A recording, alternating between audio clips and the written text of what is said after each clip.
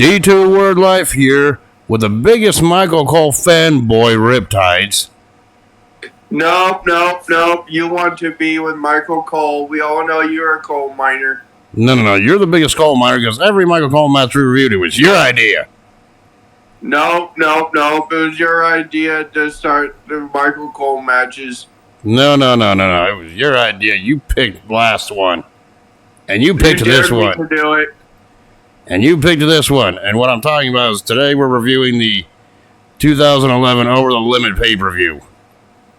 And of course the brands here were Raw and SmackDown.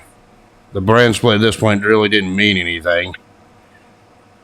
And the date it happened on was May 22nd, 2011, in Seattle, Washington, at the Key Arena with 75 unfortunate fans in attendance. No, they were all fortunate. Even you, Dustin, because you wanted to be there. Hell no. I wasn't there in person.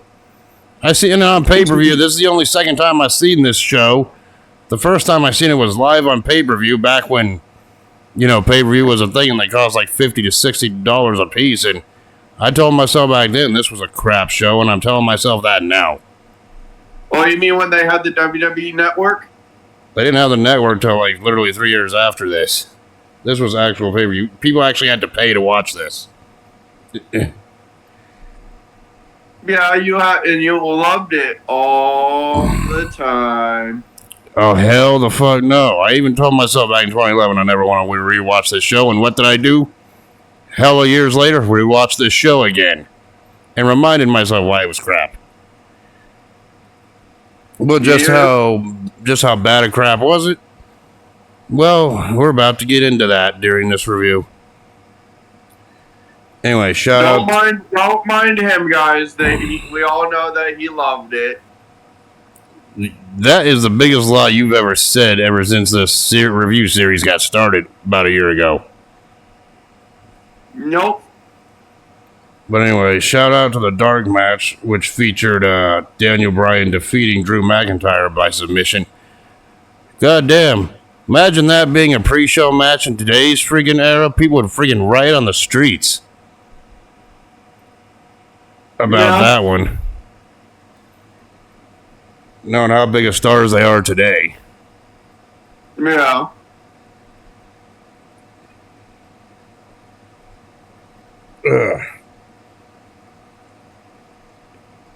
And of course, the commentators for this pay-per-view was Josh Matthews, Jerry Lawler, Booker T, Michael Cole, and of course JR for the main event. Yep. And of course, the opening package they did for this show was hyping up the main event matches for this evening, or for the show, I should say, between Cena and Miz, and of course, Orton and Christian.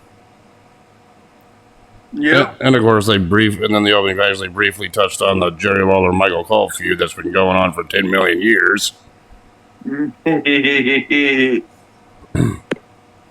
of course, there was a little memorial picture of Randy Savage, who passed away literally 2 days earlier before this event in a car crash due to a heart attack. That sucked at the time. Yeah, it did. That was a bitch. Still does now. Thinking back on it.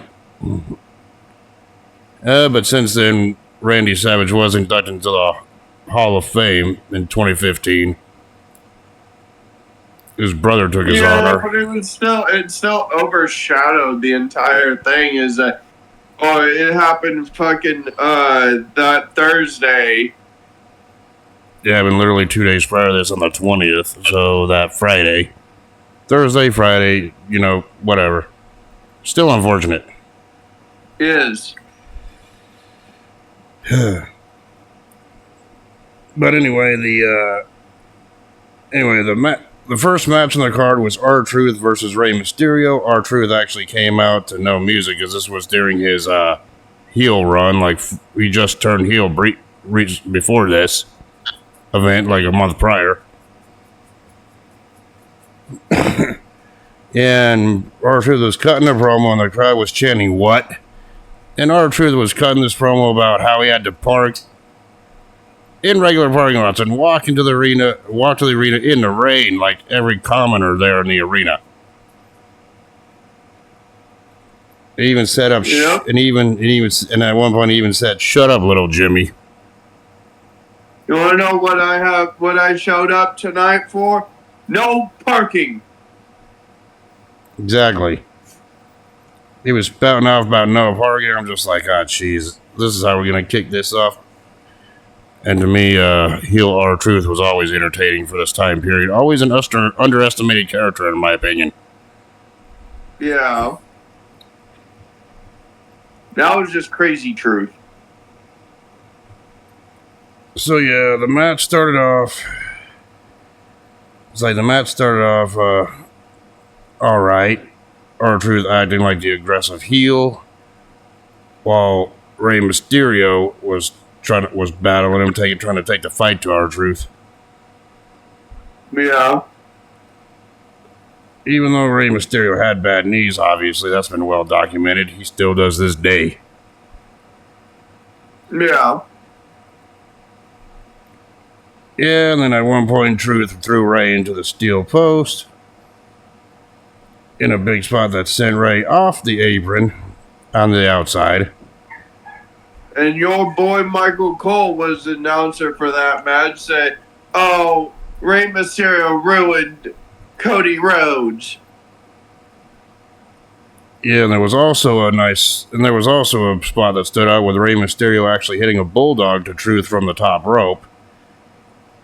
While Truth was bouncing himself on the second rope. I thought that was a good spot for this match. Yeah. Showed that Rey Mysterio was actually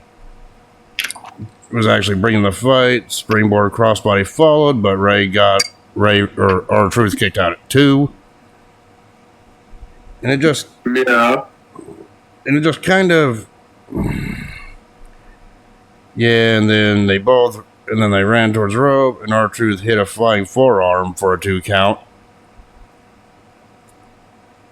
Yeah, and even Booker sold that freaking forearm like Ray didn't even see it coming on commentary. Yeah. Of course, it was at this point R-Truth went for his finisher, but Ray countered with his legs, and Truth also avoided a 619 attempt by going out to the floor at this point. And of course, Truth then pulled Rey Mysterio off the apron and crosses in between the ring apron and the ring skirt.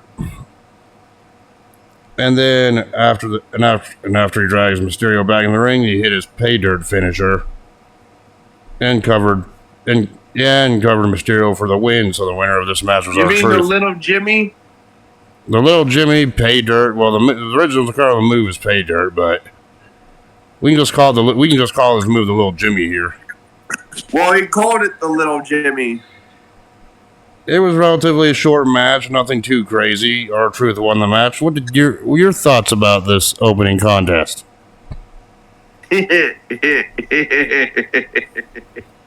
was good. Yeah, and how did spots? It was funny as hell. Yeah, and freaking R-Truth did get a victory over a veteran like Rey Mysterio. At this point, they're actually trying to build R-Truth as this big, crazy, psychotic heel that hears voices in his head. R-Truth after this would actually go on to challenge Cena for the title at the following pay-per-view after this. Well, did he join everyone else with Randy Orton's music saying, I hear voices in my head? Probably. But, I thought it wasn't the best match. It wasn't the best R-Truth or best Rey Mysterio match I've ever seen, but it did its job. But it's not, one that I would, go back and involuntarily watch again. You know what I'm saying? Yeah. So, yeah, I just felt like it felt more like a match that belonged on Raw, but hey, there could have been worse ways to open up a pay-per-view than this one, and we've seen those before. So, yeah, they did their job. They did their job just fine. It felt like an average match, in my opinion. Yeah.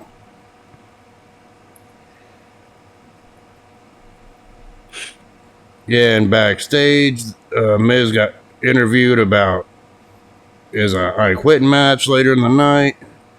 And he said people doubted him his whole career and that he was going to prove them wrong and that he would never quit. Yeah, Alex Riley was there too during that interview, and we'll see exactly how that will play out later. Yep.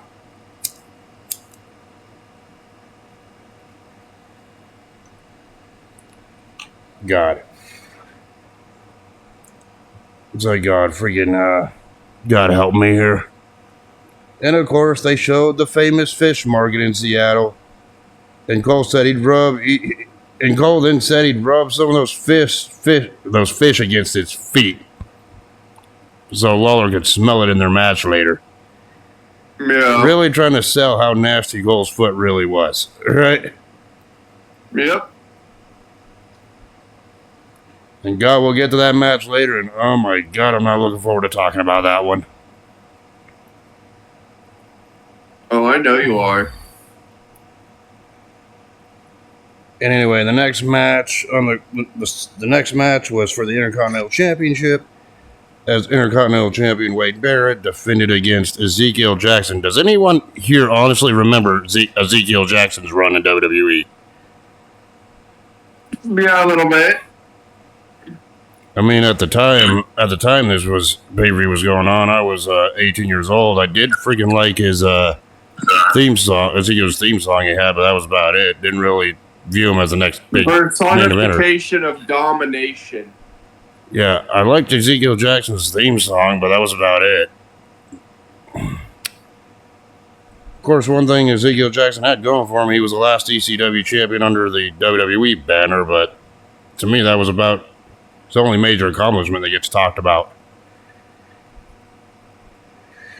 And of course, this whole rivalry between Ezekiel and Barrett started when Ezekiel Jackson freaking split up from the Core, and, well, the Core beat him up backstage, attacked Ezekiel Jackson backstage. And pretty much that's how this match came about, with Wade Barrett actually being the one to challenge Ezekiel Jackson, putting his title on the line here. Yeah. When I heard that, I'm like, something's up. Something smells fishy here. Right? Yeah. Because no heel champion would just be like, oh, I'm going to put my title on the line against you without having some kind of plan. On this occasion, I was proven right. But like I said, this match kind of dragged. The crowd wasn't really into it at all, if you noticed. Not really much cheers or applaud, they were just sitting there, right? Yeah. It's like, but Zeke freaking then whipped freaking Barrett into the ropes, which sent Barrett over the top rope. Zeke hit a clothesline and then got hard whipped into the corner. And yeah, that pretty much sums it up. My goal said that the three guys were the most boring announced team ever. Besides him, it was just pretty much Cole just being a bastard heel on freaking commentary. Nobody likes heel Michael Cole. He was just putting himself over, not really talking about the match. Right? Like he's supposed to.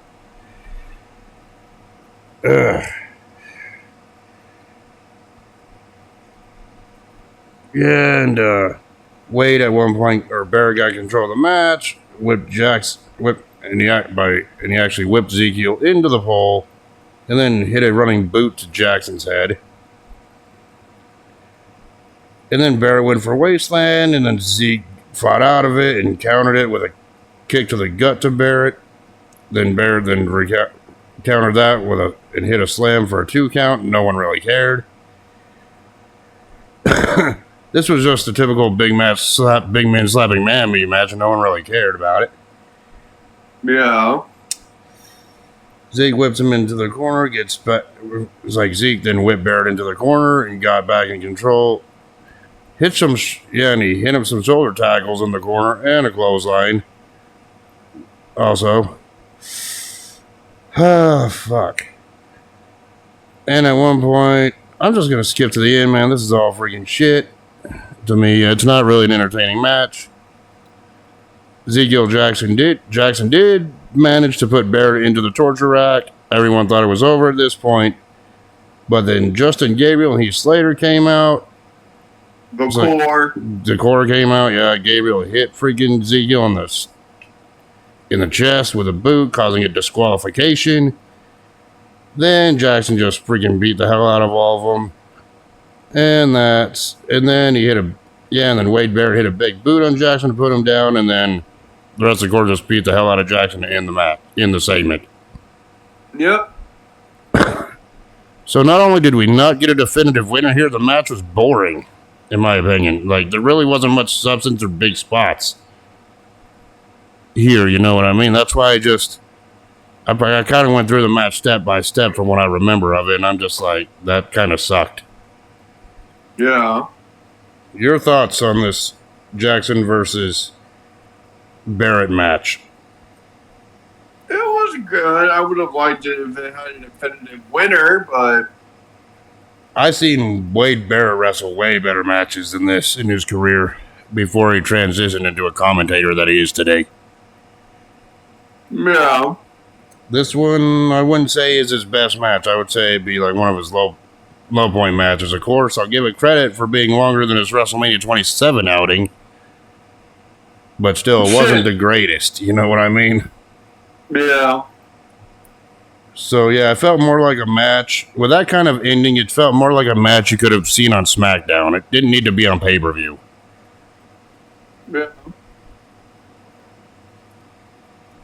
Yeah. And I guess they... Yeah, and then... and I guess that the DQ finish, that's pretty much signified that Jackson's feud with Barrett at the time wasn't over. It was going to continue anyway. Yeah.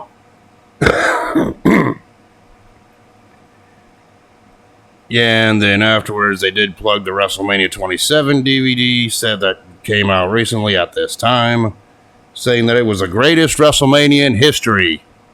That was a fucking lie. Yeah. As we reviewed WrestleMania 27, you and I came to a conclusion that that was one of the worst WrestleManias in history. Yeah.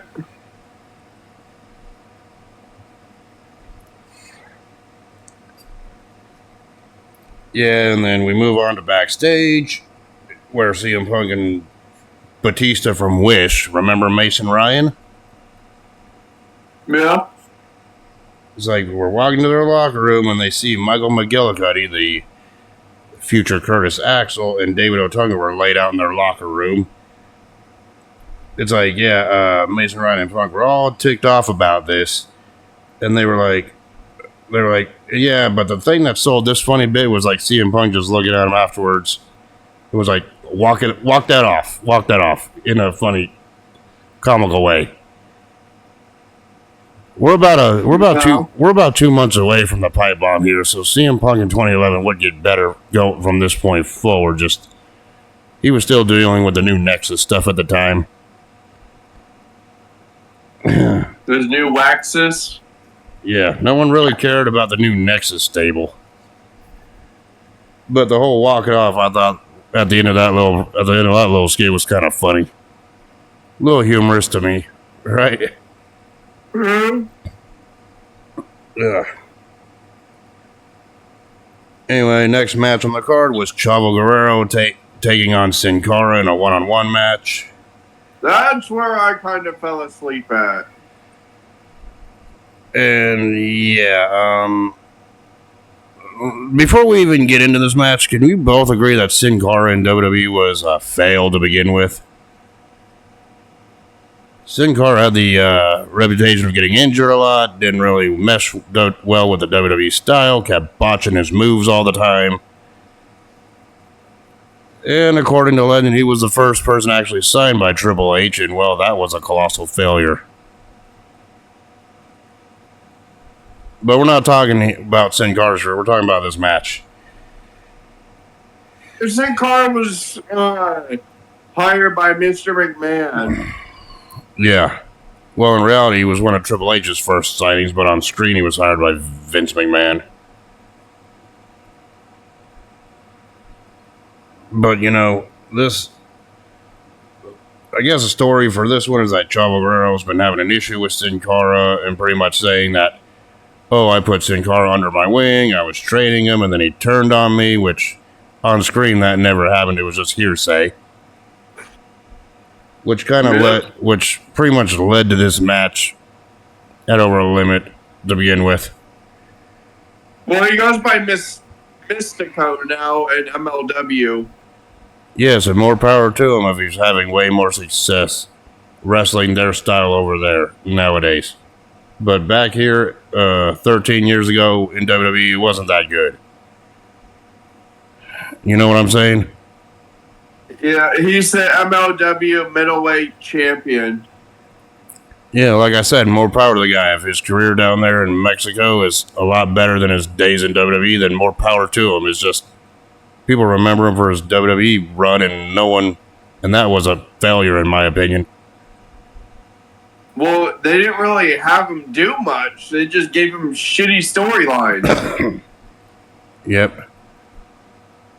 Oh yeah, and before we even get to the match, this match was under that weird lighting that Sin Cara was wrestling under at that point for some reason. Just like Kane lighting. Just like how at Survivor Series 97, Kane had that red lighting all over the place that was also taken over by The Fiend years later. Yeah, this one had that weird lighting effect in the arena for Sin Cara's matches.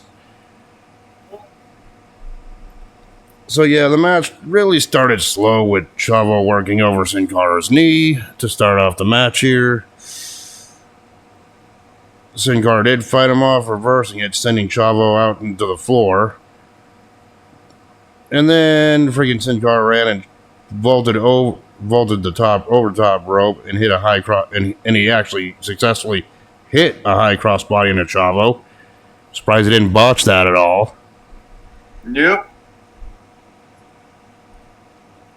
Yeah, and then and on that landing, it looked as Chavo Guerrero looked like he injured his knee or hurt his knee a little bit on the landing. But, I'm pretty sure he was just selling, something you need to learn to do on 2K. What with the 2K shit? Dude, that gets old, and no, I will continue fucking doing it no matter what, just to piss you off. That's just a little jab rib at you, by the way. You know how I say that sarcastically, right? Just to piss you off, next time we play wrestling again, I will be Eric Bischoff, and I will no-sell the fucking moves yet again. You're probably planning on doing that anyway. I remember the last review we did, you were like, oh, no selling on 2K joke like usual. Now I give it to you and you say all that. That's funny as shit. Sometimes it's too easy to mess with you. And watch, I will beat your ass again. Yeah. Or this time I'll be Michael Cole. You're gonna literally find a created character of Michael Cole just to beat me up with. Is that what you're gonna do? Yes. Oh God. If you pick Michael Cole, I'll be like, that's it, I forfeit match, I'm not playing. Bye-bye, I'm out. Like, fuck this shit, I'm out. But anyway, it's like, yeah, but Chavo fought through it. I'm pretty sure he was selling, like I said. Sin Cara hit an impressive springboard head scissors on the Chavo. And the fans were actually into everything Sin Cara was doing because of his high-flying ability, and he was the face going into the match, obviously. This crowd was more alive than they were for the previous match, so I'll give him that. Yeah. Right. And then Sin Cara hit a cartwheel into an elbow, followed by an arm drag on the Chavo, and kick to the head. Also the Chavo, that was impressive. I mean, Sin Cara's moveset, I admit, was impressive. And of course, he went for a crossbody on Chavo for a 2 count, then Chavo then goes for a submission hold, but Sin Cara reverses it, fights him off before he can get it locked in. Yeah.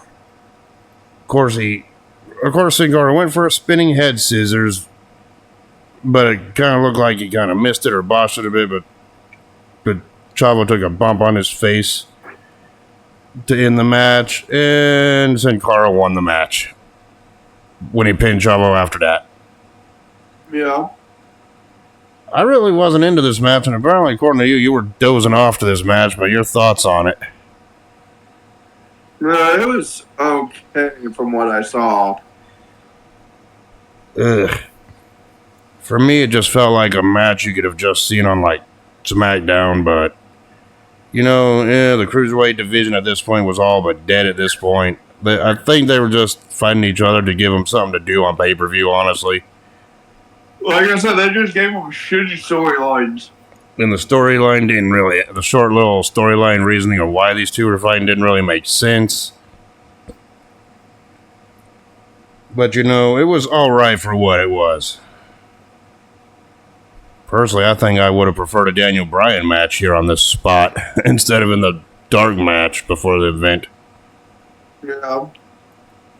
Like, this match could have been like, I don't know. This match could have been like, I don't know, the whole...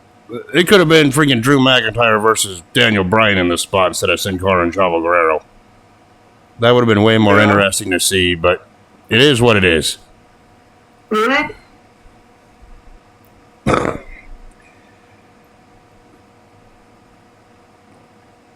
And then after that, the WWE then aired their anti-bullying campaign, which I am actually for. No one should be a bully to anybody. Yeah. See, there's a difference between being an asshole to your friends and just straight, as opposed to just being a straight up bully to somebody because you don't like them. Yeah. Me, I consider I'm myself an asshole, and you are one back. I mean, hell, that's what true friends do. We burn each other. And in this case, make each other miserable by watching terrible wrestling events. Okay, but moving on. No, you know you love this event. Dude, I almost became you. I was almost like you and almost fell asleep through some of this. Thank God I didn't, but I was feeling drowsy.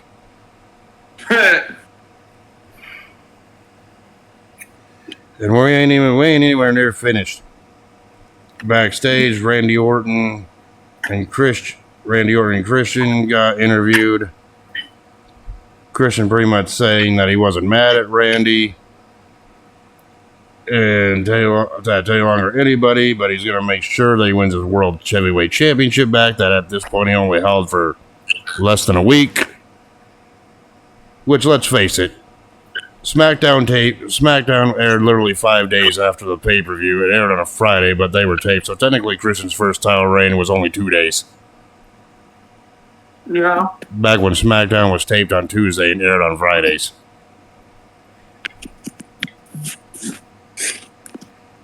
And then Randy even tells him that Orton is Christian is one hell of a competitor, but he's beat him before.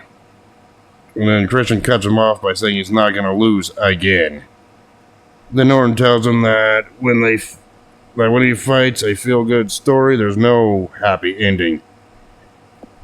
That was a reality.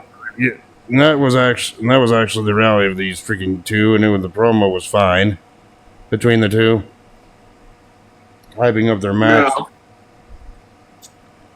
And then we go back to ringside where Ricardo Rodriguez was introducing Alberto Del Rio. We don't know why, because Alberto Del Rio wasn't even scheduled to compete on this pay-per-view. Yeah. Oh, yeah, and I want to address this now. Later on in the show, I did see a sign in the crowd that said, I paid to see Zack Ryder. Well, I'm pretty sure their dreams were dashed because Zack Ryder didn't compete in this show either. Nope.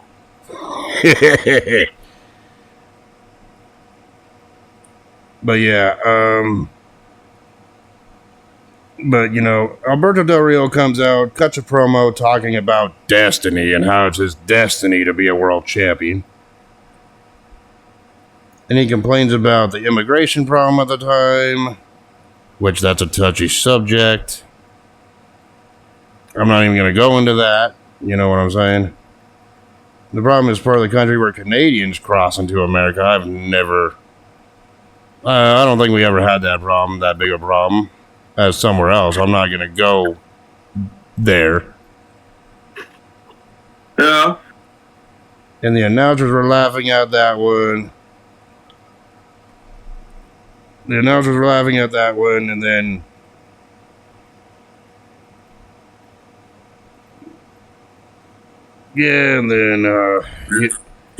Alberto Del Rio also stated that he was upset about not being in the WWE Championship match that clearly he lost, the number one contenders match that The Miz won. And he said he would know that he would either make Cena or Miz quit if he had the match. And he said it was only a matter of time before he was WWE champion, but at that point, he was interrupted by the tag team champions Kane and the Big Show. Or as I would call him, Kane Below. And then Kane pretty much cut a promo after those two got into the ring saying, yeah, he was angry that the Rapture didn't come yesterday. Seriously, did anyone really believe that the end of the world would actually happen in 2011? Just out of curiosity. Well, people have said that the world was gonna end in 2000. And that didn't happen. People also said the same thing about 2011 and 2012, but that didn't happen either. 2024 as of this recording, and we're still here.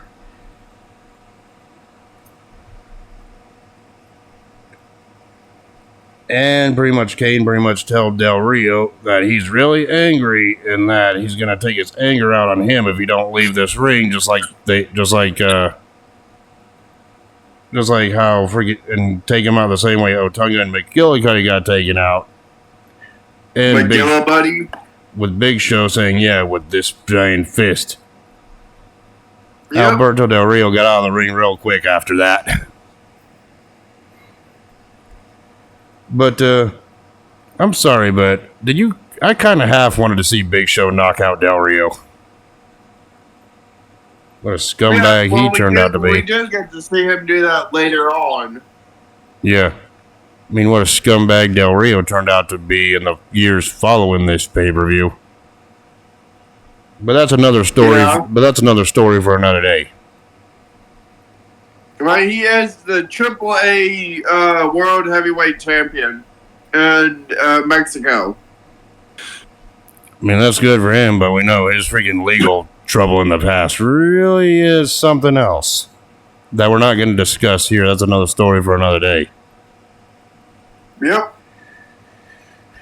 Anyway, since Kane and Big Show were already in the ring, the next match was the tag team championship match, with Kane and Big Show defending against CM Punk and Batista from Wish, aka Mason Ryan. Your favorite. And of course, before the match started, one thing I noticed that CM Punk had is he had the word freaking macho actually written on his wrist tape. In tribute to the Macho Man Randy Savage, who was an influence over CM Punk growing up. From what we understand. Superstars had something about Macho Man Randy Savage on them in the time after he passed. I mean, hell, you look at CM Punk's offense today, that flying elbow signature move that he does off the top rope, he took as a tribute to Randy Savage, which that was Savage's finisher. And some of CM Punk's ring attire was also inspired. Yep. And some of CM Punk's current ring attire was also inspired by that. By his Randy Savage as well. And there's a lot of similarity in looks between CM Punk and Randy Savage. You know what I'm saying?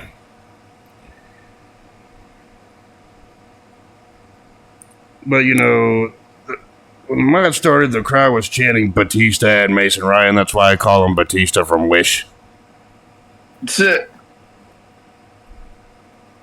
God damn, we got a lot of superstars from Wish. The modern Wish freaking person right now is Dominic Mysterio. He's the Eddie Guerrero from Wish that nobody wanted.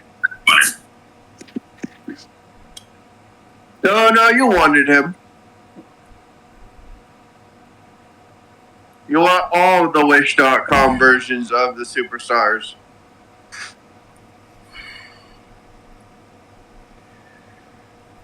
Anyway, this match started off all right. Show got tagged in after Kane was a legal man for his team. It's like Show chopped freaking Punk hard on the chest. And of course, Ryan and Punk managed to slow Big Show. Of course, CM Punk managed to slow Big Show down with Ryan booting him repeatedly. Booting him down repeatedly, right? Yeah, but then Show got a tag eventually. Kane put Punk down with a big boot and then hit a signature side slam for 2. For the count of 2. Yeah, and then it's like Kane then hit Punk with a top rope clothesline. Mason Ryan got in the ring, or Discount Batista got in the ring. It's like gets in the ring, Punk boots him. It's like Punk boots Kane in the head. Now they work on Kane on the floor on the outside because Kane was on the outside of the ring at this point. I really wasn't into this tag match either. I'm just going through it spot for spot here. Which is normally something I don't do, but I got to be in the match, right, for that. Oh, God. And then Punk did hit his running knee in the corner onto Kane, I believe. And then Punk and Mason Ryan continue working on Kane. Kane was actually selling a lot because of how massive Big Show is. Trying to get that hot tag, right? Yeah.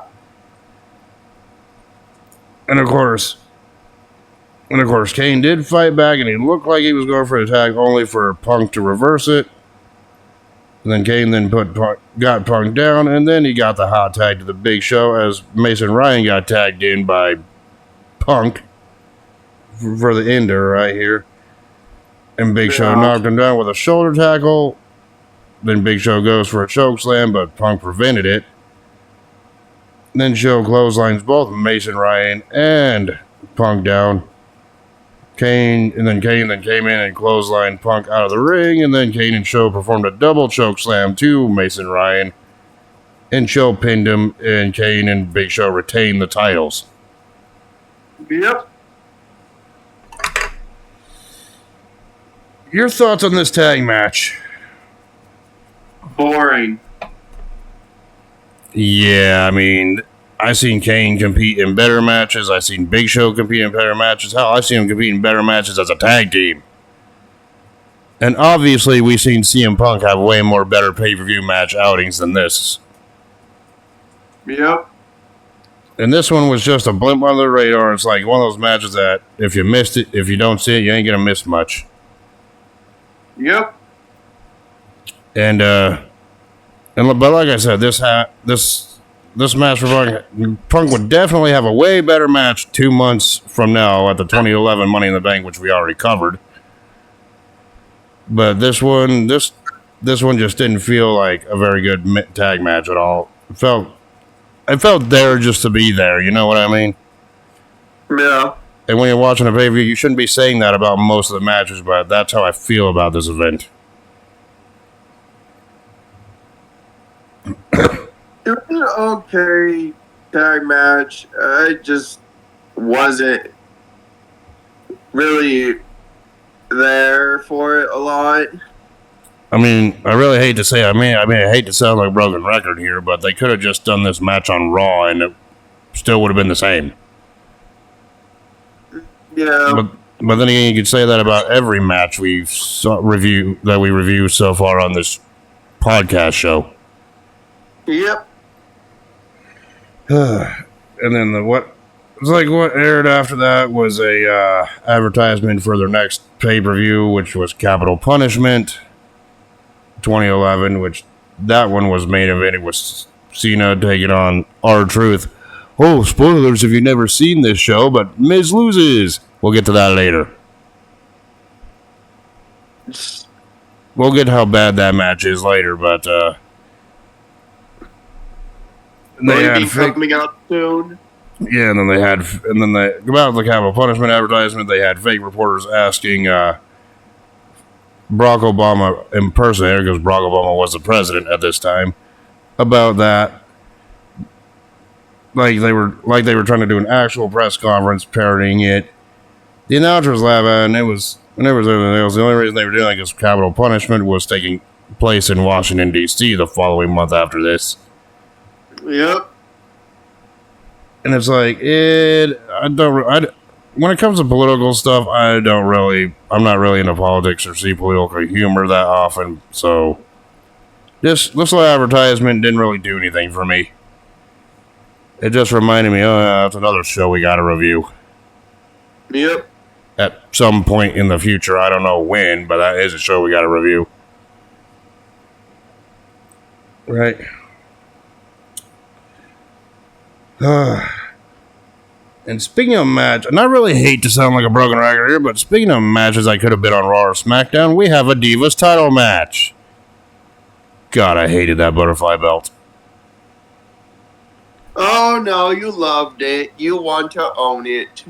You want that for your collection, and you want to mount it on your wall, and you want to proclaim yourself as Divas champion, not me. Oh, I know you do.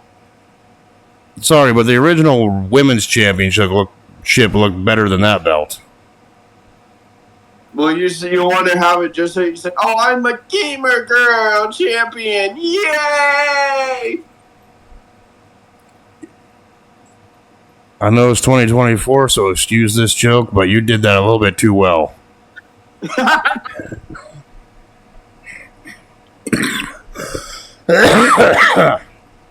But anyway, my many talents. But anyway, moving on. The Divas Championship match the match was Divas Champion Brie Bella defending against Kelly Kelly. Is it bad? I remember who Kelly Kelly was. Well, she's younger than Charlotte Flair.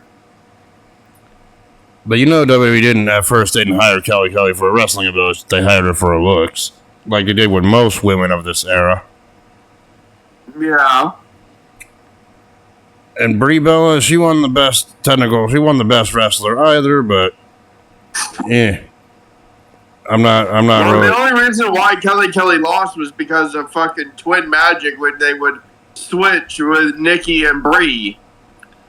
Yeah.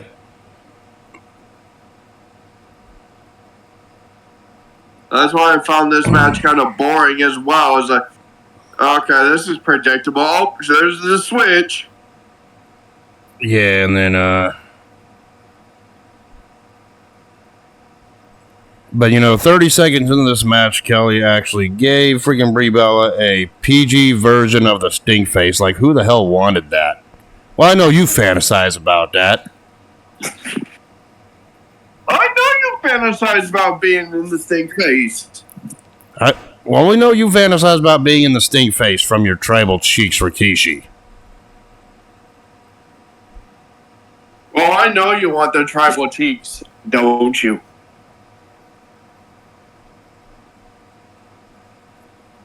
Yeah, and then it's like a little later on, Brie was trash talking Kelly Kelly. The crowd really wasn't into this. She was trash talking Kelly Kelly as she had her down. And then Michael Cole on commentary was pretty much ripping this match apart because it felt like Kelly Kelly and Brie Bella were just painting by the numbers at this point. Not a whole lot. There was nothing to really talk about. No big spots. And Michael Cole saying, God, can this match freaking end? This is boring, or whatever hell he said.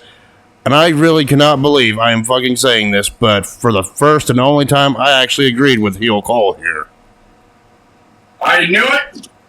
No, that's because he gave me shit on fucking women's wrestling all fucking together. This match specifically, I wasn't really into this match, and I was thinking, oh God, can this match end right before Cole said that on commentary for this show? I know Cole was saying that to be the heelish bastard commentator, but I'm like, for once, I agree with him. Is that bad? That's the only time I will ever acknowledge that, by the way. I knew it. You were a coal miner to begin with. No, just because I agree with him on one thing on a crappy pay-per-view does not make me a fucking coal miner, you asshat. Yes, it does. No, it doesn't. Anytime you agree with Michael Cole, you're a coal miner. Hell no. Yep. Hell no. You were probably thinking the same thing, and you just won't admit it, so shut it. Of course, Kelly did manage to hit a Thez press without messing it up. And then she was... Like I said, it was just a boring match because they always fucking did twin magic, which I just didn't care for. Yeah, and then Kelly was taunting freaking Brie Bella after getting her down with a bunch of yelling, taunting her, which sounded annoying. Of course, the crowd was dead to it. At one point, freaking Kelly did get a pinfall, which got a 2 count, which the crowd reacted to. But right when freaking Kelly looked like she had the advantage, the referee got distracted by Kelly after Kelly tried to go for another attack. Brie switched with Nikki, who was wearing the same attire as Brie. They always did. Obviously, twin magic, and then Nikki Bella, who's not even a legal participant, which at this point no one really cared, hit an X Factor facebuster, the same finisher that X-Pac used to use, and got the 3 count. This match only lasted about 4 minutes, and it was crap. Women's wrestling came a long way now, obviously, but back then it sucked. So technically, with Nikki's assistance, Brie retained the Divas Championship, and no one cared. The crowd wasn't into it. Michael Cole was ripping it apart. Booker T and Jerry Lawler tried their best to do fair commentary on this, but there was no saving this this Divas Championship match. So, do you agree with everything Michael Cole says? You're a coal miner. But anyway, regardless of what I said, what was your thoughts on this short women's match? Yeah, like I said before, it was boring just because of the twin magic fucking shit. Yeah, and amazingly, these two would still have the rivalry, and even after the match, freaking Michael Cole was asking, "Where's Karma at?" And I'm like... And I'm just like, oh, Jesus Christ. Karma would have made this segment a little bit more entertaining, but that never happened. Yeah. But yeah, I wasn't into this. I wasn't into that match at all. It was... I hate to say it, but it was the drizzling shits, okay? But it might as well have been... But, Kelly versus Brie Bella might as well have been freaking Bret Hart versus Shawn Michaels Iron Man match compared to what we're going to be talking about a little later. You know that you're a coal miner. Fuck Michael Cole. More specifically, fuck heel Michael Cole. That was I know bad. that you like the Michael Cole. Man, that shit was even better now. Hell, well, he's a head announcer for WWE right now, but freaking goddamn back then, his shit was bad. And you know it. Quit freaking trying to say that I'm a Michael Cole fanboy when we all know it's really you. Shut up, Michael Cole fanboy. You want his spicy, bold meat stick in your mouth. I know this. You know when Michael Cole says that during the Slim Jim advertisements, you know exactly he knows what he's saying, right? Yep. Jesus Christ. Poor choice of words. And you know he's saying that on purpose. Yeah, and he keeps saying it. It's funny as fuck.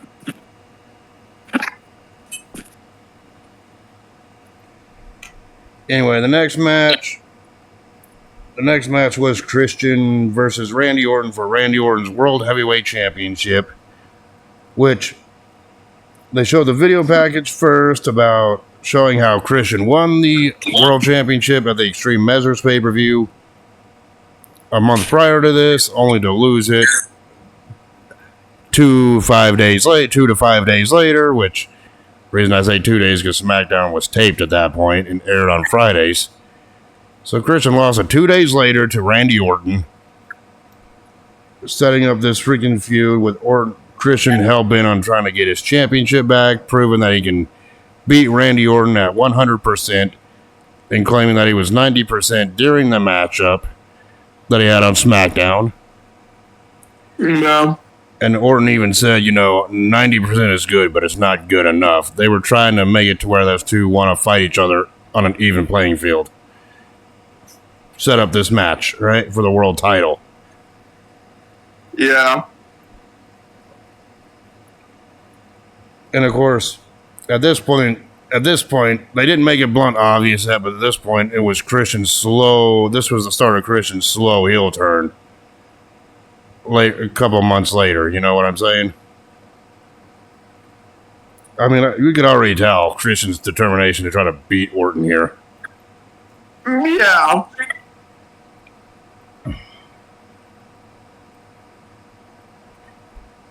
And this is descent into madness.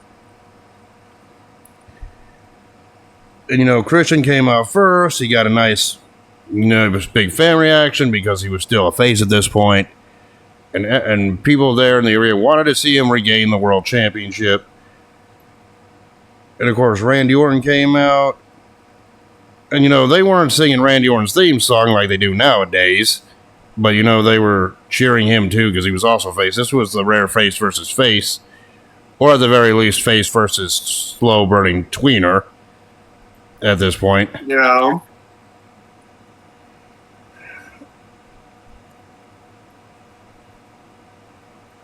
Yeah, and this match was I can't name it spot for spot, but this match was good. Both men were being cheered, both and everything else.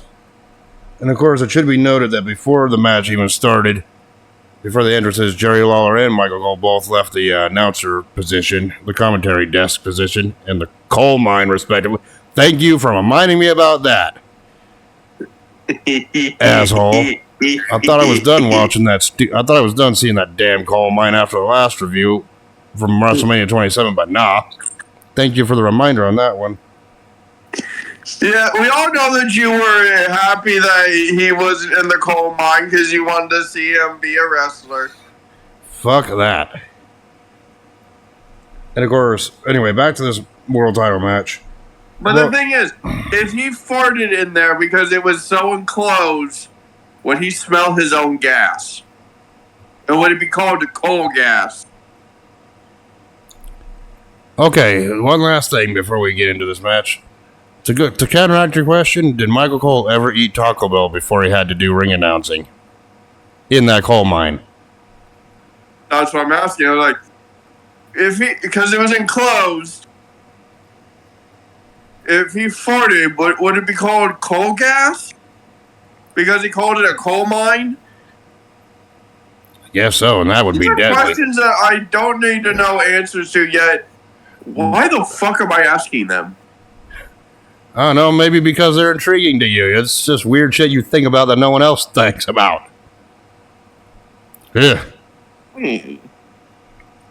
But anyway, these two...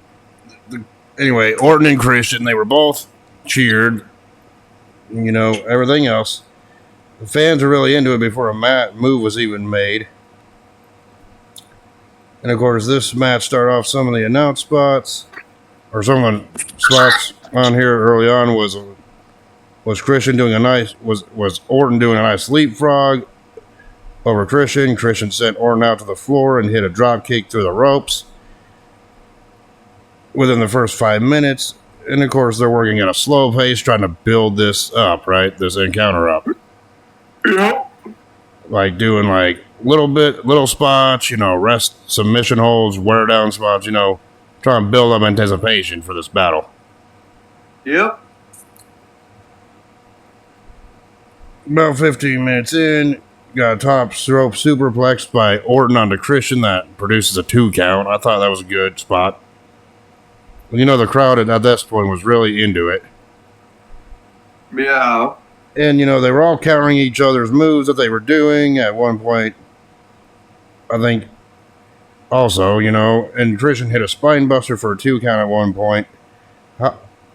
And, let's talk about the spine busters. Like, when was the last time you seen Christian pull a spine buster during this period? Almost never. Yep. And those two got into a slugfest. And the crowd was reacting to cheering both individuals when they would get a punch in. You know, the back and forth punch spot that they do. Yeah. Which now you can do in 2K24. Yeah. And then Christian hit a reverse DDT for a 2 count. And Orton also got a 2 count on a pinfall attempt later on. After he had another big move. I mean, these two were just going at it. And then Christian... Yeah, and then after that pinfall attempt, Christian countered to a roll-up of his own for 2. And then an angle slam counter into an arm drag by Christian. Orton count. But you would never expect Christian to use a Kurt Angle move. Yep. Yeah, and then Christian counters. Christian countered freaking the Orton's rope DDT and bends him back and bends freaking Orton back in his neck. Christian went up to the top and hit a flying headbutt. That reminded me of a certain somebody. And I wanted to call out to one of your favorite wrestlers, Chris Benoit. Yeah. But then going back, I'm just going to go a little bit further up because I don't need to describe the whole match. This is just one of those matches that you got to see for yourself. It's like Orton flipped Christian over for a submission move after Christian countered the RKO attempt. It was a reverse Boston Crab, you know. Kind of like the Walls of Jericho, but with the person applying the submission move facing the opposite direction. The one-legged Boston Crab? Yeah. I thought that was pretty good. And instead of on his back, Christian's on his stomach in the move as well. I thought that was pretty good. Christian went for a move off the middle rope, but then Orton went for the RKO. But Christian, hang on, faking Orton out, by the way. Which I thought that was a nice spot. Call back to how their SmackDown match ended at that point. With Christian becoming sentient and not actually doing it, as you'd like to say. He became sentient? Yes. Yeah, and then more countering. These guys were just pretty much countering everything they had. And then Christian went for a double boot to the face of the ropes, but Randy hit him off with a DDT, with his draping DDT off the ropes. That was a good way. That was a good way to counter that, I thought. Innovative. Right? Yeah. I mean, yeah. And then those two got back on their feet. Orton went for another RKO, but Christian countered it. Countered it with another move. Orton struggled to get to his feet. Christian was going for the spear at this point, which Orton caught him and had a quick power slam for 2. That could have been a match ender right there. Just sudden, right? Yeah. Yeah, and then Orton goes for the punt, but he stops himself, right? Yeah. Pretending like, oh, I'm hearing voices in my head telling me don't do this, because Christian was also a freaking face. Orton didn't want to quote end Christian's career that way. Yeah. And then Christian, then he decided, fuck it, he tries to go for it again, and then freaking Christian pops up and hits the spear on Orton anyway for a 2 count. And at this point, freaking Christian was getting frustrated that a spear could not put him away. You know, of course, Christian started using the spear because about a month prior to this, Edge had to retire. That's why Christian started using the spear a lot for a finisher. Yeah. And then at this point, Christian decided to say, screw it, I'm going to try to freaking do my finisher, the unprettier, or kill switch, whatever you want to call it, right? Of course, Yeah. Orton countered. It's like Orton countered, then Orton picked Christian up to try to do like a suplex. And of course, Christian countered, tried to go for his finisher, the kill switch once again, only for Orton to counter into an RKO and get a pinfall victory to retain the World Heavyweight Championship. So, your thoughts on this match? Obviously, when it comes to this pay-per-view, this was the match of the night, in my opinion. Your opinion, not mine. Oh, we'll get to your favorite match of the night here in a second. What was your favorite match of the night? Anyway, I thought this was really good. I didn't go for it spot for spot, but I got most of what I could remember or think of in. With Orton getting the win and retaining the world title, I knew this was just the start of their 2011 rivalry between he and Christian. Yeah. And honestly, in my opinion, this one, even though this one did have a definitive winner with Orton here, you compare this match to their Money in the Bank match. I think their Money in the Bank match was a little bit better, considering the storytelling they were doing there, way into Christian's heel turn. But this one, I believe, was really, really, really close second place as a good start for their feud. You know what I'm saying? Yeah. So obviously this, to me, was a match of the night. It's worth a repeat viewing. The only good match on this show, in my opinion. So there's some good matches. Yeah. And then we get to your favorite match of the night. Don't get me wrong. It was a good match. I don't care for Michael Cole one bit. It was a funny match as hell. So we get from the great. That was your favorite match of the night. So we go from the great classic match, which was Randy Orton defeating Christian in a great match, to your favorite Jerry match Lawler of the night. versus Michael Cole in that Kiss My Foot match. Your favorite match of the night. The one match that I did not want to see, the match that I knew was going to be garbage. No, the one match you wanted to see and the one match that you loved. Because you got to see your favorite wrestler, Michael Cole. And of course, they did the whole video package hyping this match up with Jerry Lawler saying that he's 2-0, or Michael Cole saying he's 2-0 against Jerry Lawler here. And that he wants a Kiss My Foot match, and Jerry Lawler was like, Michael Cole claimed that he was retiring from freaking wrestling, which I kind of wish that actually was the case. Then Jerry Lawler came up, said that he can have one more match against him. Jerry Lawler put up his Hall of Fame ring and his Hall of Fame spot, which at first Cole declined, and then they did a contract signing. Michael Cole even pissed Jack Swagger off, saying no one will ever remember him as a world champion, which, be fair, he was actually correct on that one. Not really, no. I'm sorry, but Jack Swagger's time as world champion was bland and boring and not really memorable. In my opinion. It was memorable to him. Yeah. Of course, that pissed off Jack. People of the Swagger Nation. You were probably a part of the Swagger Nation. Nope, you were. I know that you were part of the Cole and Swagger Nation because you like both of them. Nah, I don't think so, Rufus. Oh, yes, I think so, Scooter Booter. Nah. Yep. But then, with the match being official as a Kiss My Foot match, even freaking Michael Cole said that, last time Jerry Lawler could beat a Kiss My Foot match, he got his ass kicked. Then Jerry Lawler was like, you know what? The last person I fought in the last Kiss My Foot match was Bret the Hitman Hart. You ain't no Bret the Hitman Hart.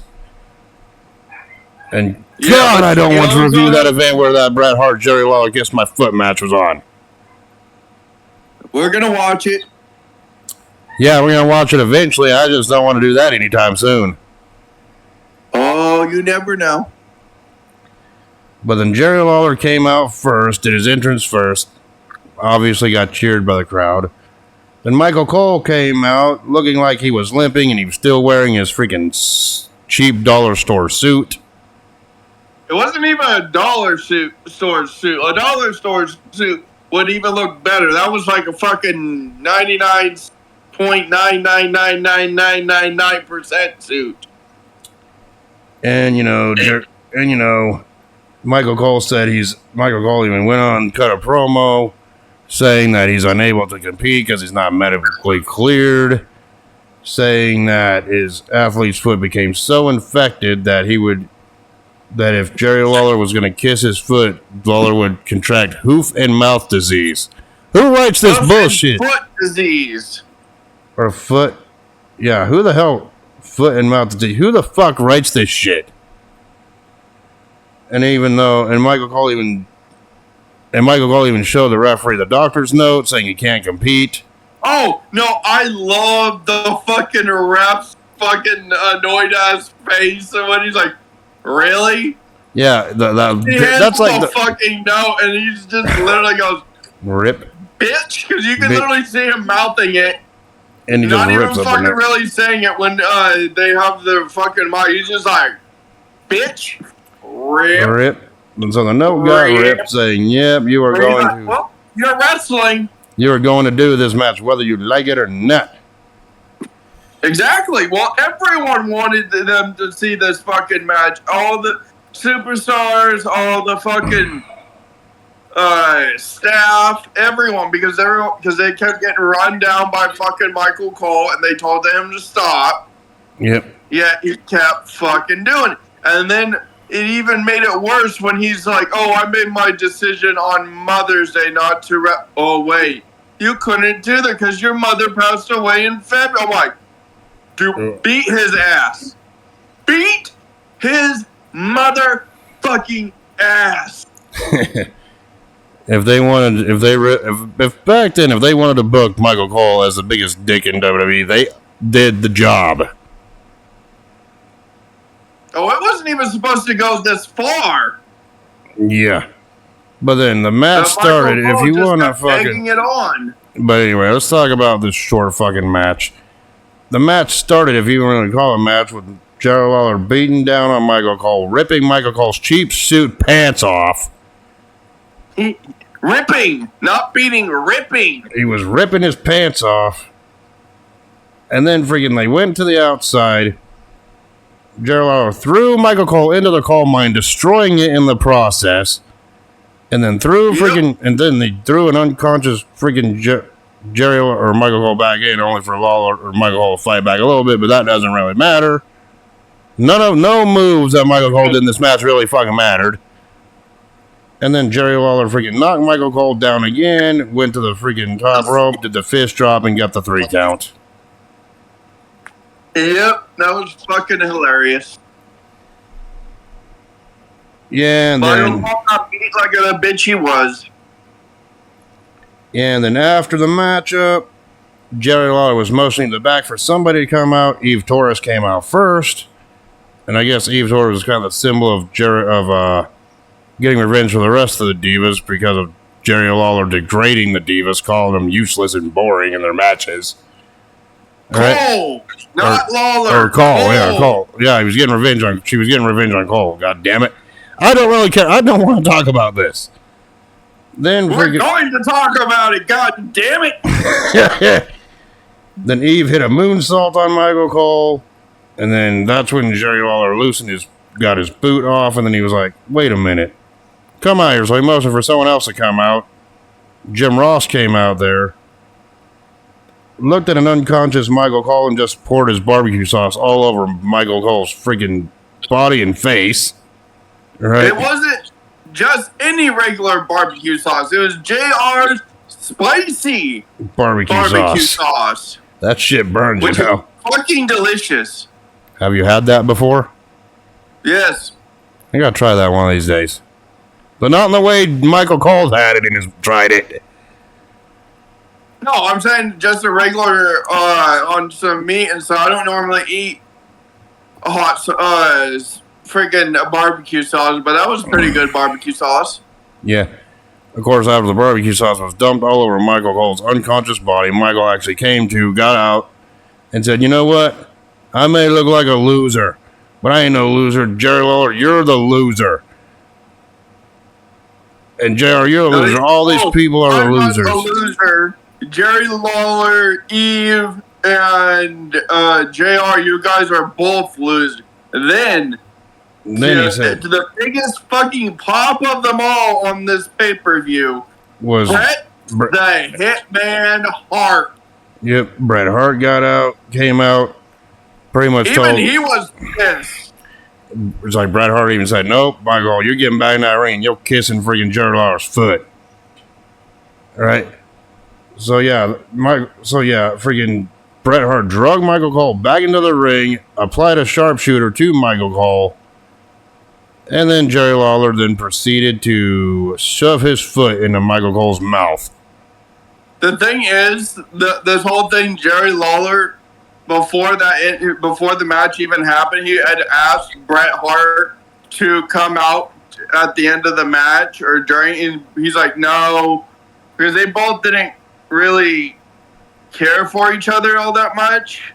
Yeah. And then right when he, literally like a week before the pay-per-view, or the whatever, how many days it was before on that Monday night, yeah, he literally called up Jerry Lawler and said, yes, I will be there, because he literally made fun of Jerry Lawler's mom dying. Yeah. And scripted or not, that freaking shit is a fucking fuck you moment. That's not freaking regular heat, that's fuck you heat. You know what I'm saying? Like, that's why I said, beat his ass. Beat his ass down like a fucking bitch. Oh, and before I give my actual thoughts, can we please make note during at one point during this short brawl on the outside, Michael Cole actually did remove his freaking sneaker off, revealing that nasty ass foot of his. Well, it was during the match. Yeah, it was during the match, yeah. It was like before all the ending match, but Jesus Christ, that thing looked gross. He wanted to kick Lawler in the face with it, but Lawler caught it. Yeah, and that was before he threw him in the coal mine. I just remembered that part when I was talking about. I just wanted to get through this match quickly. So, my thoughts on this match: it was shit. There's no ifs, ands, or buts. Shit. It was funny shit. You have to fucking. It was funny. Okay. The stuff after the match was shit, but the whole match itself before that was shit. I'm not gonna color code it. The match from bell to bell was shit. What happened afterwards was pretty funny, seeing Michael Cole get humiliated, but the match that preceded that was crap. If you even want to call it a match, it was just a glorified squash. It was just a glorified squash. That's pretty much what it was, bell to bell. He shouldn't have ran his fucking mouth to everyone saying, oh, I'm gonna beat Lawler. Oh, I'm gonna do this. Oh, I'm gonna do this. Oh, I'm Sir Michael Cole. I kissed the queen. I am a knight. Yeah. I'm like, yeah, you're a knight ass. Yeah, he is a fucking asshole. Oh, God, this... Goddamn, thank God this pay-per-view's almost goddamn over here. But yeah, your thoughts. Oh, wait, it's even worse. Yeah, but, this match, the match between Lawler and Cole wasn't very good at all, period. But, you know, the post-match was alright, but that doesn't change my opinion on the match whatsoever. Uh-huh.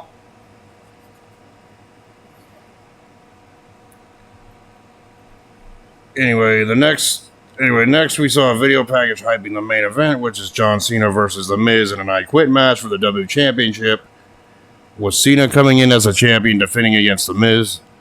And Cena won the championship in a triple threat cage match the month prior from The Miz. And the match also involved John Morrison, but that's totally irrelevant.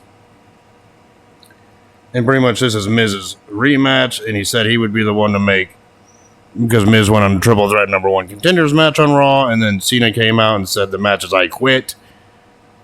Was an I Quit match, which Cena never lost. And God, to say this was one-sided is an understatement. Anyway, The Miz makes his entrance. Alex Riley, if you remember who that is, was along with him with a briefcase. And his little butt buddy. I don't even know why freaking Alex Riley was carrying a briefcase. It's not like he was Mr. Money in the Bank or anything. It was just part of the gimmick. It was the Miz's Money in the Bank because he was number one.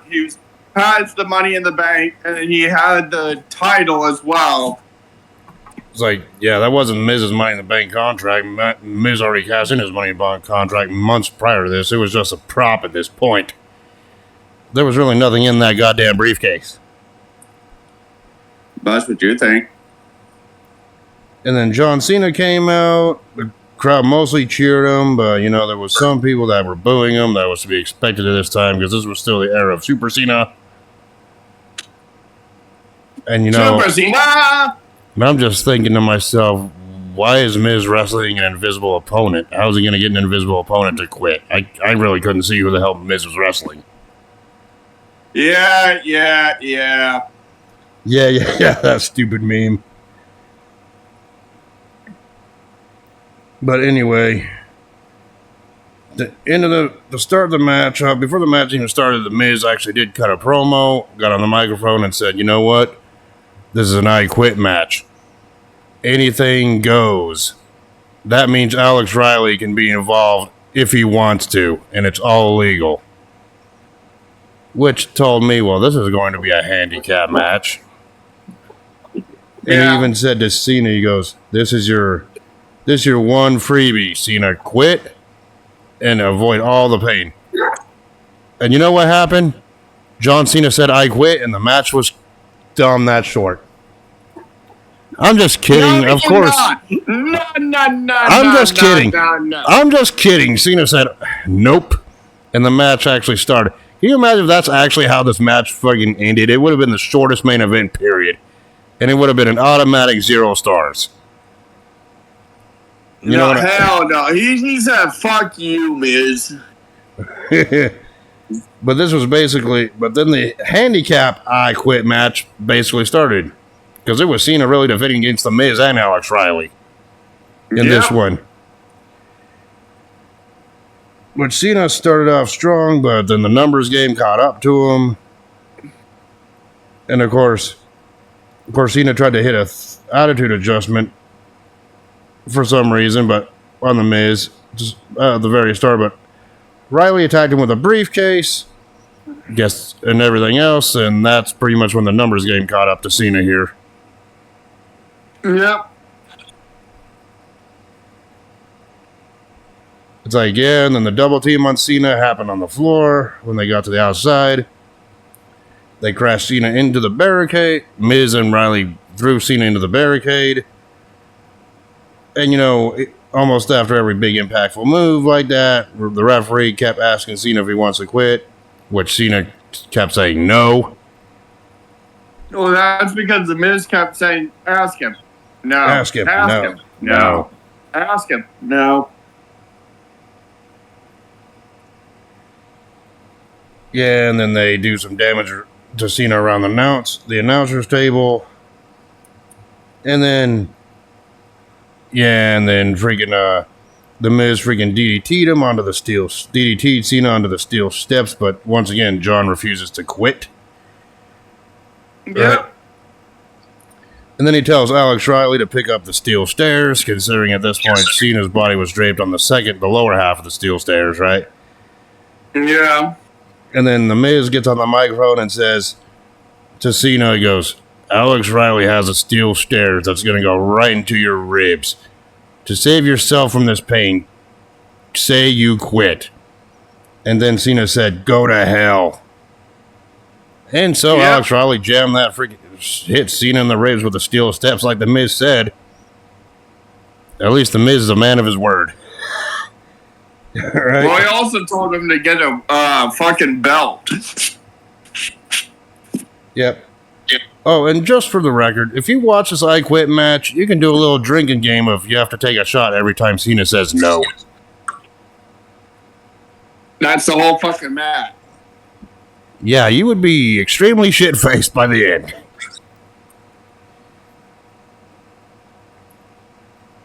Yeah, and then at one point, Riley was holding Cena up by his arms and the ropes, while the Miz went out and grabbed a kendo stick. Now, this one was kind of hard to watch. And once again, Miz got on the mic and says, "I have a weapon." Why couldn't he just say, "I have a kendo stick"? Right? Yeah. And Cena, and then Miz goes, "With this kendo stick, I'm gonna shove it straight up your ass. I mean, I'm gonna whip you with it and hurt you even more. Say you quit right now to save you the pain." And No. what was Cena's reply? Hell no. Nope. Cena said, "You hit like a girl,"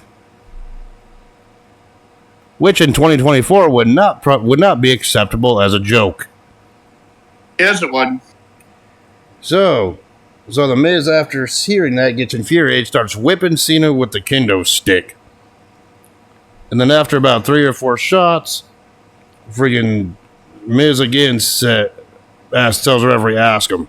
And Cena obviously says no. That's when he tells Riley to get the belt. Yeah, and then he whipped him with the kendo stick like about 10 more times. And Cena still said no. And then at that point, they went up the ramp way and got to where the boom camera is. You know, that area. Of course, before they did that, freaking Cena did take a suplex onto the ramp. So Cena's back pretty much hit metal. Cena still would not quit at that point. Yep. And of course, that's when they made their way to the area where the big long boom camera is. Which at that point, freaking Miz got the freaking belt off of one of the camera operators. And Alex Riley was holding Cena on this boom camera, or on the boom camera here, draping him in place. And then once again, Miz got on the freaking microphone and says, "I have a leather strap. I am going to whip you with this leather strap. To save yourself more pain, say you quit." No, he's like, "Oh, I have a leather strap. It's another weapon. You know how the first one felt. This is going to be twice as bad." Yes. Basically, that's what Miz said. What was Cena's response? Cena responded with, "You've got a leather strap, but you got no nuts." Yep. Which, again, in 2024 would probably be frowned upon. Right? Nope. So the Miz then proceeded to whip John Cena in the back with the leather strap or belt. Well, it's because the Wiz had a tiny little wiener and tiny little nuts. But Cena, once again, despite the pain, despite getting whipped in the back hard with that leather strap, and trust me, those were hard hits. I was cringing at most of those. Cena still would not quit. What, did it remind you of your childhood? Probably reminded you of your childhood. I mean, we grew up in the fucking 90s, okay? Of course.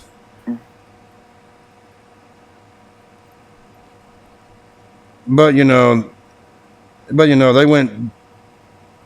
Yeah, but Cena did try to throw some punches, going back down the ramp to get momentum, but The Miz and Alex Riley countered it, and Cena was down once again. At this point, I'm just like, can we just mercy kill this main event? The I Quit match that we reviewed last week was a lot better than this. All right?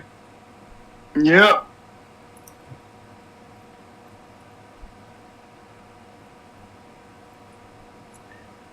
Ugh.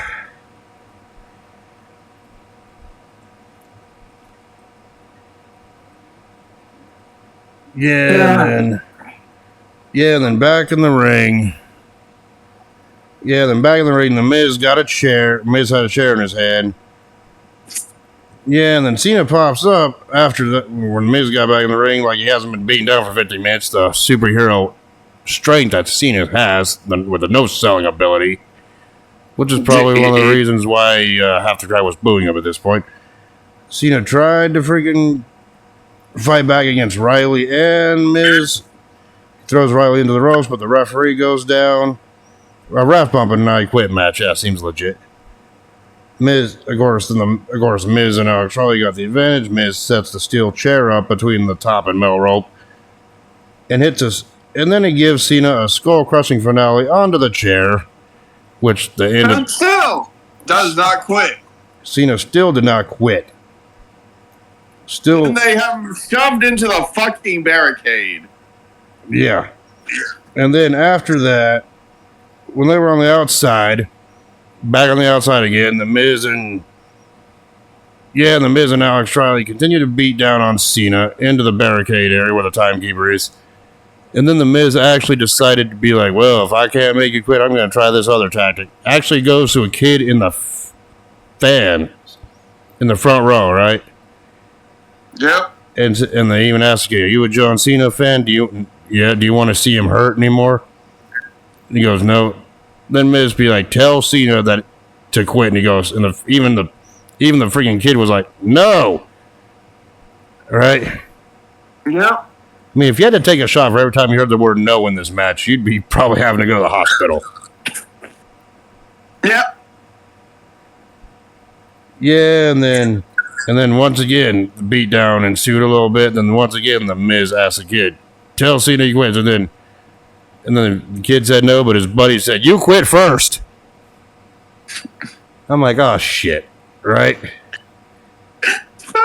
That was funny as how the kids fucking just literally got up in the Miz's face like, fuck you, you quit first, bitch.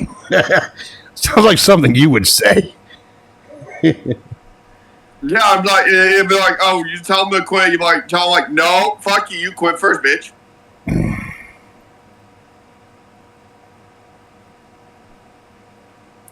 Yeah, and then the Miz keeps talking. Cena gets beaten down some more. And then freaking Miz even asks Cena, tell Cena, say you quit. And then Cena came back with, those kids are smarter than you. And of course, near the end of the match, they had Cena right there, like wedged, like right in the barricade between the ringside area and the timekeeper table. Yep. And it looks like, and then the Miz told Alex Riley to hit freaking Cena. Or the Miz hit Cena with a steel chair right there, and then Alex Riley looked like he was about to do the same thing, and Miz with the and then Alex Riley put the microphone to Cena's face, and all of a sudden people hear "I quit" from Cena, and that's when the referee came to and rang the bell, signifying that the Miz won the WWE Championship, and now everyone went home happy. The Miz wins the belt. No. Fuck you. This is how it went. You fucking Miz-loving Michael Cole son of a bitch. The fucking ref finds Alex Riley's fucking phone on the ground when he went to get the belt, and he literally listens to it. He's like, no. This is not how it's going down. I was about to get to that. This match is going to be restarting. Shit, I was about to get that. I had a shit. You can't see me because I'm not on face cam, but I had a shit eating grin on my face when I said that. But anyway, like you said, the referee freaking found a cell phone, replayed it in his microphone, be like, nope, this match is going to continue. Yeah, because they fucking knew that it was when John Cena literally was pissed off at the Miz, and he literally said, you will never make me say I quit in that fucking voice. That's when they just spliced it there and fucking made it sound like John Cena said, I quit, which he never did. He was knocked the fuck out. So here's the real ending. The real ending of the match came. Match was restarted. Miz and Alex Riley went out to the outside of the ring. Miz actually held Cena up to do like one last double team move. Riley freaking charged in for a clothesline. Freaking Cena ducked. Riley hit freaking Miz. And then Cena performed the attitude adjustment or FU onto Riley on through a table. And John Cena did the fucking STFU. Yeah, and then the Miz made the Miz quit. Actually, a little bit. We're forgetting this spot that led up to this. Then Cena took his own belt off that he was wearing. The Miz then just freaking bolted out of there all the way to the freaking up the entrance ramp, all the way into gorilla position, with Cena on his tail. Then those two got out. Those two came back out. Cena was just whipping the hell out of the Miz with his friggin' leather belt, putting Miz down, and then that's when Cena applied the STF. And then the referee asked the Miz, "Do you quit?" And the Miz was like, "I quit. I quit." And the match was over. No, even before the ref would put the mic on, he's like, "I quit, I quit, I quit." And then to make everyone hear it, he put the mic closer and he's like, "I quit, I quit, I quit, quit, quit, quit, quit." So once again, John Cena retained the WWE Championship in this I Quit match. Your thoughts about this match, which was mostly a 2-on-1 handicap I Quit match? It wasn't mostly. It was definitely a 2-on-1 handicap fucking I Quit match that John Cena beat the shit out of The Miz and Alex Riley in. I thought this match was... I can understand the story, Miz being the dastardly heel with his freaking apprentice Alex Riley in his corner. His butt buddy. Yep. I understand, the story they were trying to tell, but it just felt like it dragged on with the whole constant 2-on-1 attacks. And Cena barely fighting back or getting one offensive move in, and when Cena did get an offensive move in, just beat down again. I mean, I understand the story they're trying to tell. It just seemed to drag on and be boring for the most of it. But, what made up for it was Miz's reactions to everything that John Cena was saying. Which kind of made it a little bit funny, but, it's like, that only helps us so much. You know what I mean? Yeah. Was it the best John Cena I Quit match I've ever seen? Nope, that still goes to his match with JBL that we did last week. Yep.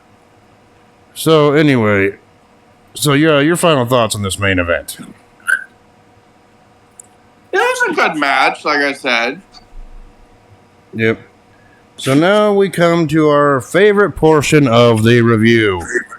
Our personal star rating system of how well we enjoyed the matches. It ain't gonna be hard. I don't think it's gonna be hard to tell what kind of grade we would give this one. R-Truth defeating Rey Mysterio in that opening contest. I'd say that was about average, so I give it 3 out of 5. 3.5. Yeah. Ezekiel Jackson defeating Intercontinental Champion Wade Barrett by disqualification. 2.5. Didn't really do anything much for me. Yeah, 2. Yeah. Sin Cara defeating Chavo Guerrero in that one-on-one encounter. 1. I give it half a star. So, okay, fine, I changed my mind. That was about 1 out of 5. Because there was one more worse match than that one. Big Show and Kane defeating CM Punk and Mason Ryan to retain the WWE Tag Team Championships. 4. I give it about 3. The tag match about 3, yeah. Brie Bella, or should we say Nikki Bella, defeating Kelly Kelly to retain Brie Bella's Divas Championship. 1.5. 2.5. You seem to enjoy it just a little bit more than I have. Randy Orton defeating Christian to retain the World Heavyweight Championship. 4.5 out of 5. 4. Yeah, 4.5 out of 5. Your favorite match, Jerry Lawler defeating Michael Cole in that Kiss My Foot match. -500. First of all, that was your favorite match, and I give it a 4 out of 5. I give it fucking negative. I give it trash score. I give it 400,000 out of 5,000. You're more of a Michael Cole fanboy than me. Your freaking score proves it. No, I'm more of Jerry Lawler. Thank you very much. The match itself, bell to bell, you can either category it into 0 or the negative, or at least -5. For all the shenanigans that happened after it, it earns like 1/4 of a star as a whole damn package, only because of Jerry Lawler Michael Cole getting his ass kicked. after the match, but bell to bell, 0 -5. With the shenanigans at the end, it earns at least 1/4 star. That's it. That's the most it'll ever get. I still give it 4 stars just because of your reaction to it, and just because I was happy Lawler beat the shit out of Cole. Yeah, and 1/4 star is too much to ask for a freaking Michael Cole match. Anyway.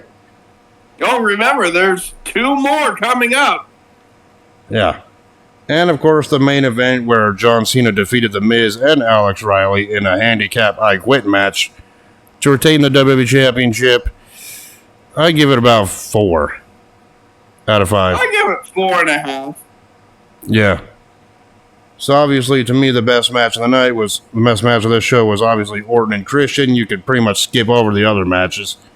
But if you really want to see a good match that's considered a good match, I guess the main event was Cena and Miz. You don't really need to see the other matches at all. And a match I would never recommend. Fight him. Send him clips of the Jerry Lawler versus Michael Cole matches. He'll love them. Fuck you and no. You want to send that to him? Send it to friggin' Anime Roller 3456 on Twitter. No. Send it to D2. He would love it. No, you would get more enjoyment out of him than I would. No, you would. I know you. So a match I definitely would never recommend anyone to see is that Cole Lawler match. That match was crap. Don't let him fool you guys. He enjoyed it very much because he got to see his favorite wrestler get the shit kicked out of himself. I can sense the sarcasm in your voice as we speak. My final, I really hate to say this. This show is basically a 2-match show. And my final grade for this friggin' Over the Limit 2011 pay-per-view is a D. I give it a C-. Yeah, well, I give it a really high D, only because of the strength of the Christian Orton match and, of course, the Cena Miz the I Quit match. Well, I called it that you were going to give it a D. All the other matches you can just live without, or not even see, and you won't miss anything. So, that was our review for Over the Limit 2011. So, next week, which will be the last review I do for 2 weeks, since in 2 weeks' time I'm going to be on vacation.